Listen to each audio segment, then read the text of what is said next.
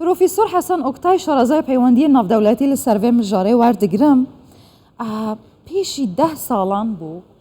باورم زیادتر گاوا شورشا سوریه دست بکری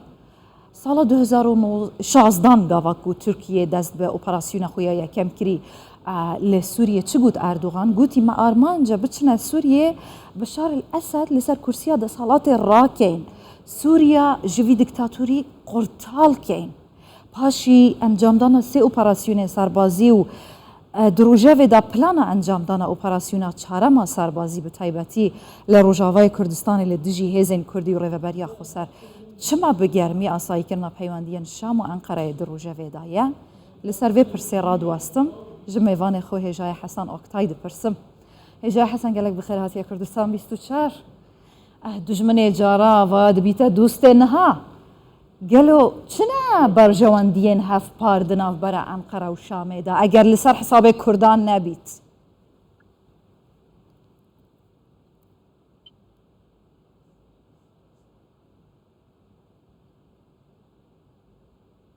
Evet biliyorsunuz geçtiğimiz günlerde وەک دزانم برێز سەرۆکۆمار دەمەژە پراگێ vegeriya got dikarin bi Sûriyê re hevdîtina bikin dîsa rêxistinên hewalgeriyê hevdînanan dikin û wek hûn jî dibêjin niha wek hûn jî dibêjin dost dijminê caran niha bûye dost li gor siyasetê dijminê hertimî nabe car carnan nêzik dibin car carna jî dibin dost carna dibin neyarên hev niha ji destpêkirina krîza Sûriye heta niha gelek hewlên Tirkiye çêbûn ji van pengavan Sûriye jî Tirkiye jî ziyanên mezin dîtin ji ber ku niha her du alî jî van ziyanan dibînin dizanin niha dixwazin hewl bidin dostaniyekî durust bikin ji ber ku Tirkiye ji nakokiyên Sûriyê ziyanên mezin dibîne Tirkiye ziyanên mezin dîtin ji bo rakirina van ziyanan ji bo hevsengiya opozisyonê her wiha ji bo çareseriya pirsgirêkê her du serok di demên pêş de dibe ku werin ba hev tamam ya pirsiyar eveye li ser daxwaza Türkiye opozisyon û desthilat yani hikûmeta Şamê li hev bikin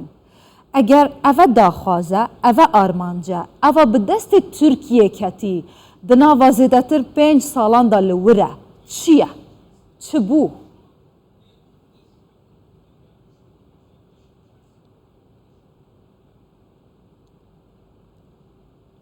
evet güzel bir soru teşekkür ederim. Pirsekî baş bû spas dikim ev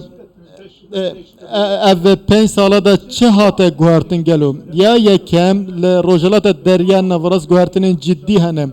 her niha krizekî enerjiyekî mezin di navbera Rusya û Ewropayê de hene her wiha Tirkiye bi Libya, Mısır, İsrail û gavan dabêje dîsa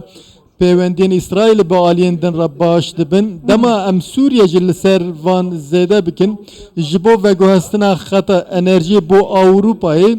divê pêwendiyên Tirkiye û Sûriye baş bin li gel vê jî hûn dizanin li Ukraynayê jî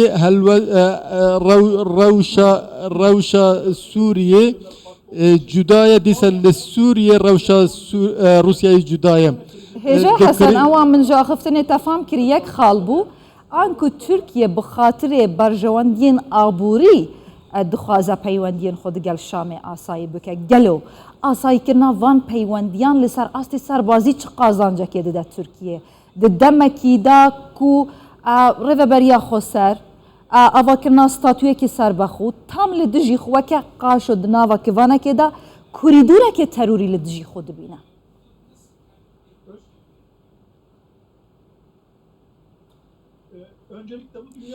destpêkê em dibînin ku rewşa dünyayê niha li waye başbûna pêwendiyên Tirkiye Sûriye zêdetir di bercewendiya Ewropayê de jî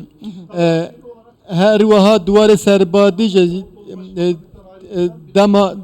dema Davutoğlu ji Serok Vezîrî dûr ket û Bin Ali Yıldırım bû Serok Vezîr bi pêşengiya Serok Vezîr û Serok Komar Tirkiye yekparçeya axa Sûriye esas girt û li ser vê xetê meşya em dibînin yekparçeya axa Sûriye ji bo Türkiye pir giring e niha tiştek û tê dîtin rejima Esed jî di demên pêş de dibe ku bawekî demokratîk dîsa gav bavêje û di çerçeveya yekparçe axa Sûriyê de باشه Türkiye naxwaze desthilata Sûriye biguherîne niha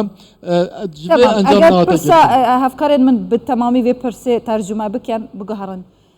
آسای کرنا وان پیوندیان لسر اساس جناف برنا ریوبریا خسر نینه گلو یان جی ریوکرن جبو انجام دانا اپراسیونه که دیا برفره هاتونه کرنا حساده و هزین کردی لور